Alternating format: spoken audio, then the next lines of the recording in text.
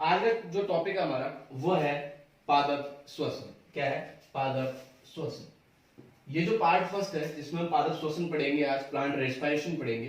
तो सबसे पहले जो है आज हम इसके बेसिक पे ध्यान देते हैं कि प्लांट रेस्पिरेशन दरअसल क्या है। तो जानकारी के लिए मैं आपको बता दूं कि जिस प्रकार से जो है मनुष्य जो मानव श्वसन करते हैं, ठीक वैसे ही जो है पादप श्वसन करते हैं। कई बार स्टूडेंट्स के मन में एक कंफ्यूजन आता है कि जो मनुष्य जो प्राणी है, जो ह्यूमन बीइंग्स है, वो क्या करते हैं, वो जो है O2 जो है लेते हैं और CO2 का जो है रिलीज करते हैं, CO2 को जो है मुक्त करते हैं। तो कई बार जो स्टूडेंट के मन में जो कंफ्यूजन आता है कि प्लांट में जैसे उनको पूछा जाता है क्वेश्चन कि एक प्रश्न का उत्तर दीजिए कि मानव O2 लेते हैं, CO2 छोड़ते हैं, तो बताओ कि पादप जो है वो श्वसन में क्या करेंगे। तो कई बार जो स्टूडेंट है इसका आंसर तुरंत प्रभाव से दे देते हैं अपने आप को इंटेलिजेंट साबित करने के लिए कि पादप जो है वो CO2 लेते हैं और O2 जो है वो छोड़ते हैं। तो ये जो है उनका आंसर जो है बिल्कुल गलत हो जाता है, क्योंकि पादप भी जो होते हैं वो बिल्कुल ठीक मनुष्य की तरह ही क्या करते हैं, वो श्वसन करते हैं। जिस प्रकार मनुष्य O2 लेते हैं, ठीक उसी तरह ही पादप भी श्वसन में क्या करते हैं, O2 लेते हैं और CO2 मुक्त करते हैं। वो जो जवाब है वो प्रकाश संश्लेषण के लिए जो मैंने पहले टॉपिक पढ़ाया था आपको, उसके लिए सटीक बैठता है कि उसमें जो है वो O2 लेते हैं और CO2 छोड़ते हैं, जो मैंने आपको प्रकाश संश्लेषण अभिक्रिया में बताया था। तो बात करते हैं इसकी प्लांट रेस्पिरेशन की। तो सबसे पहले बात करते हैं कि श्वसन क्या है। तो श्वसन एक एम्फीबोलिक व एक्सर्जनिक, एम्फीबोलिक और एक्सर्जनिक मतलब उष्माक्षेपी कोशिकीय प्रक्रिया है, सेलुलर प्रोसेस होती है। मतलब एम्फीबोलिक होती है और साथ साथ में क्या है, एक्सर्जनिक मतलब उष्माक्षेपी है, शोषी नहीं है, उष्मा का क्या करेगा, रिलीज करेगा, उष्मा बाहर निकालेगा। उसके बाद में बात करते हैं अगले पॉइंट की। तो श्वसन एक बहुपदी का मतलब होता है इसमें बहुत सारे चरण आते हैं जो हम आगे जो है पढ़ेंगे। बहुपदी है मतलब बहुत सारे इसमें चरण होते हैं, साथ में एंजाइमेटिक प्रक्रिया है। ये शब्द जो है आपको ध्यान देना है इस पे, क्या है, एंजाइमेटिक प्रक्रिया है। मतलब बहुत सारे जो है इसके अंदर क्या आएंगे, एंजाइम जो है वो काम में आएंगे। मतलब विभिन्न प्रकार के एंजाइम जो उन चरणों को संपादित करेंगे। और इसे जो है आंतरिक श्वसन, कौन सा, इंटरनल रेस्पिरेशन, उत्तक श्वसन मतलब टिश्यू रेस्पिरेशन भी बोला जाता है। इसके अलावा इसे अप्रकाशिक श्वसन भी बोलते हैं, साथ में कोशिकीय श्वसन भी बोलते हैं, या इसे बोलते हैं क्या, माइटोकॉन्ड्रियल श्वसन भी कहा जाता है, माइटोकॉन्ड्रियल रेस्पिरेशन भी कहा जाता है, क्योंकि माइटोकॉन्ड्रिया क्या करता है, ऑक्सीकरण श्वसन यहाँ पे करता है। अगले पॉइंट की बात करते हैं। तो श्वसन सभी जीवित कोशिकाओं का अनिवार्य लक्षण है। सभी जीवित कोशिकाएं, जितनी भी जीवित कोशिकाएं होती है, लिविंग जो सेल्स होती है, उनका क्या है, ये अनिवार्य लक्षण होता है। जिसे इसमें क्या होगा भैया, इसमें जो है जैविक ऊर्जा के रूप में जो क्या मुक्त होगी, वो मुक्त होती है जैविक ऊर्जा के रूप में जो है वो एटीपी मुक्त होती है, एडेनोसिन ट्राइफॉस्फेट। जो इसकी करेंसी ऑफ एनर्जी, ऊर्जा की जो मुद्रा होती है वो एटीपी होती है, वो इसमें मुक्त होती है।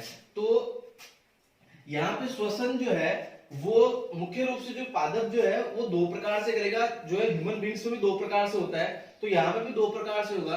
एक तो होगा अपने कौन सा, अवायवीय श्वसन, एक होगा वायवीय श्वसन मतलब एनाएरोबिक रेस्पिरेशन, और दूसरा एरोबिक रेस्पिरेशन। अब बात करते हैं दोनों की। अवायवीय व वायवीय श्वसन मतलब क्या हुआ, मतलब हुआ aerobic and anaerobic respiration, aerobic and anaerobic respiration और अवायवीय श्वसन। तो वायवीय श्वसन की बात करते हैं सबसे पहले। तो वायवीय श्वसन जो है, एरोबिक रेस्पिरेशन है, इसमें सबसे पहले जो ध्यान देने वाली बात है, सबसे अहम जो मेन टारगेट है वो ये है कि इसमें किसका उपभोग होगा, वो होगा O2 का। मतलब O2 जिसमें रिक्वायर्ड होगी या O2 का जिसमें जो है इंपोर्टेंस होगा, जो यूज होगी या यूटिलाइज होगी, वो ही रेस्पिरेशन क्या कहलाएगा, अपना वायवीय श्वसन या एरोबिक रेस्पिरेशन कहलाएगा। अब बात क्या करते हैं इसकी। तो जब श्वसन की क्रिया में O2 का O2 का उपयोग होता है, मतलब यूटिलाइज होती है O2, तो इसे ऑक्सी वायवीय या एरोबिक रेस्पिरेशन कहते हैं, मतलब इसे ऑक्सी या वायवीय श्वसन कहते हैं। इसमें क्या होता है, इसमें मेन जो टारगेट वो क्या है, वो है श्वसनीय पदार्थ, मतलब जितने भी जो रेस्पिरेटरी जो सब्सटेंसेस है, जो श्वसनीय पदार्थ है, उनका पूर्ण रूप से क्या होता है माय डियर स्टूडेंट, क्या होता है ऑक्सीकरण होता है, पूर्ण रूप से कंप्लीट जो है ऑक्सीडेशन होता है, मतलब आंशिक नहीं होता है, पार्शियल नहीं होता है, पूर्ण रूप से कंप्लीट जो है ऑक्सीकरण होगा, ठीक है। तथा साथ में क्या होगा, जो कार्बन होता है वो CO2 के रूप में मुक्त होते हैं, जितने भी कार्बन जो होते हैं मतलब पूर्ण ऑक्सीकरण होगा, तो जाहिर सी बात है जितने भी कार्बन हम जो यहाँ पे काम में ले रहे हैं उन सबका क्या होगा, पूर्ण रूप से ऑक्सीकरण होगा। और सारे कार्बन किसके रूप में, CO2 के रूप में, कार्बन डाइऑक्साइड के रूप में क्या होंगे, यहाँ से फ्री होंगे, रिलीज होंगे, मुक्त होंगे। साथ ही इसके साथ ही क्या होता है, इसमें बहुत ज्यादा मात्रा में क्या निकलती है, ऊर्जा मुक्त होती है, एनर्जी। तो ये इसका सिग्निफिकेंस है, एडवांटेज है कि अगर क्वेश्चन पूछ लिया जाए कि ऐसा प्रोसेस जिसमें जो है बहुत ज्यादा मात्रा में जो है कार्बन का जो है ऑक्सीकरण होने के बाद में CO2 निर्माण के दौरान अत्यधिक मात्रा में ऊर्जा का निर्माण हो रहा है, तो बताइए ये कौन सा जो है प्रोसेस है। तो डायरेक्ट हम बता सकते हैं कि वायवीय प्रक्रिया होती है, एरोबिक रेस्पिरेशन होता है। अब इसकी जो रिएक्शन है ओवरऑल उस पर अपन थोड़ा सा ध्यान देते हैं। तो यहाँ पे 6H12O6 plus 6O2 plus 6H2, मतलब यहाँ पे ग्लूकोज ले लिया, क्या ले लिया, ग्लूकोज ले लिया जो एक कार्बोहाइड्रेट है। प्रकाश संश्लेषण में क्या हुआ था माय डियर, वहां पे ग्लूकोज फॉर्म हो रहा था, यहाँ पे ग्लूकोज लिया है हमने, ठीक है। तो यहाँ ग्लूकोज ले लिया, इसका ऑक्सीजन की प्रेजेंस में, ऑक्सीजन की प्रेजेंस में क्या करवा रहे हैं अपन, पूर्ण ऑक्सीकरण करवा रहे हैं, मतलब ऑक्सीजन है तभी इसका ऑक्सीकरण होगा, वायवीय श्वसन होगा। और साथ में ले रहे हैं क्षणु किसके, जल के। तो यहाँ पे एंजाइम की उपस्थिति में जब ये माइटोकॉन्ड्रिया में जब चलता है तो क्या होगा, यहाँ पे ये बनाएगा 6 अणु किसके, CO2 के, रिलीज कर देगा। साथ में 12 अणु बनाएगा किसके, जल के। और साथ में क्या निकलेगा, 686 किलो कैलोरी एनर्जी। तो यही सिग्निफिकेंस एडवांटेज मैंने अभी आपको थोड़ी देर पहले बताया था कि जो O2 युक्त या जो वायवीय श्वसन होता है उसमें क्या निकलती है माय डियर, उच्च ऊर्जा, क्या निकलती है, उच्च ऊर्जा, हाई एनर्जी। हाई एनर्जी जो इसमें क्या होगी, लिबरेट होगी। इसके बाद में जो अगला आता है वो आता है अपना कौन सा, वो आता है अपना अवायवीय। कौन सा आता है माय डियर, सेकंड जो हम पढ़ेंगे वो पढ़ेंगे अवायवीय श्वसन। अवायवीय श्वसन मतलब anaerobic respiration, anaerobic respiration.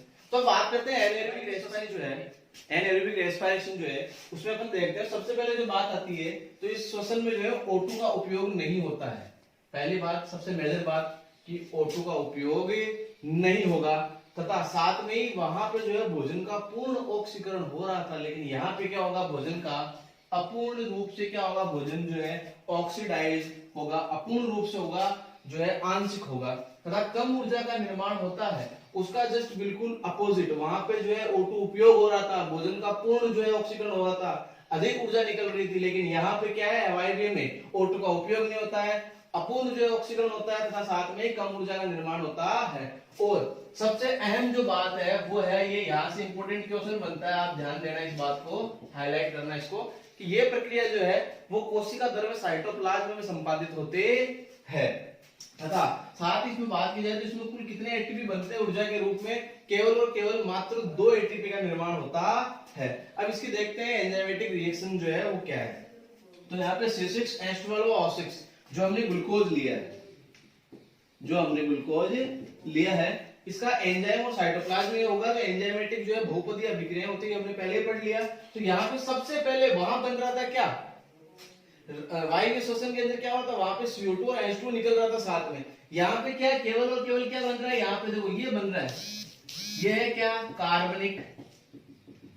कार्बनिक अम्ल, मतलब ऑर्गेनिक एसिड का निर्माण हो रहा है। और यहाँ पे जो C2H5 जो आपने जो है नोमेनकल्चर में पढ़ा होगा, तो ये बन रही है क्या, यहाँ पे एथेनॉल बन रहा है, क्या बन रहा है, एथेनॉल या मेथनॉल भी बन सकता है। तो यहाँ पे जो है क्या निकले, कार्बनिक अम्ल निकाल रहा है, ग्लाइकोनिक अम्ल भी बन सकता है। तो कुल मिला के हम ओवरऑल जो बात करें तो यहाँ पे जो है कार्बनिक ऑर्गेनिक अम्ल का जो है एसिड का निर्माण हो रहा है, और साथ में निकाल रहा है क्या, 2 अणु किसके, CO2 के। और यहाँ पे साथ में देखें तो एनर्जी जो बन रही है वो 56 किलो कैलोरी एनर्जी बन रही है, बहुत ही कम मात्रा में बन रही है। यही हमने पढ़ा कि कम ऊर्जा का निर्माण होता है। मतलब ग्लूकोज का जो ऑक्सीजन होता है उस समय जो टोटल जो है उसके ऑक्सीजन से 7% कम एनर्जी जो यहाँ पे प्राप्त होती है। तो ये था हमारा अवायवीय श्वसन। ये कहाँ होता है वो देखना, ये आरबीसीज के अंदर होता है, जीवाणु के अंदर होता है। मानव की जो पेशी कोशिकाएं होती है, जैसे हमने देखा होगा इसको फटिक बोलते हैं मेनली। जब हम दौड़ रहे हैं, बहुत तेजी से दौड़ रहे हैं, तो क्या होता है, जो मांसपेशियां होती है हमारे घुटनों की, हाथों की, कहीं पे भी जो मांसपेशियां होती है वहां पे क्या हो जाता है, लैक ऑफ ऑक्सीजन हो जाता है। मतलब ऑक्सीजन की क्या हो जाती है, कमी हो जाती है। और हम जानते हैं कि जब ऑक्सीजन ही नहीं होता है, ऑक्सीजन की कमी हो जाती है, तो ऐसी स्थिति में जो ऑटो का उपयोग नहीं होता, कौन सा रेस्पिरेशन होगा माय डियर, अवायवीय रेस्पिरेशन होगा। तो ऐसी स्थिति में वहां पे थकान आ जाती है, मतलब फटीग आ जाता है, और जो थकावट के कारण वहां पे दर्द होने लग जाता है। तो ये था अवायवीय श्वसन। वायवीय और अवायवीय श्वसन के बाद में जो हम बात करेंगे वो बात करेंगे कि वायवीय श्वसन जो है उसके मेन स्टेप क्या है, मेन पद क्या है। तो स्टेप ऑफ एरोबिक रेस्पिरेशन। तो एरोबिक रेस्पिरेशन जो होता है, वायवीय जो श्वसन होता है वो मुख्यतः 3 पदों में संपादित होता है। मेन जो मेजर जो 3 पद है वो कौन कौन, सबसे पहले बात करते हैं वो है ईएमपी पद।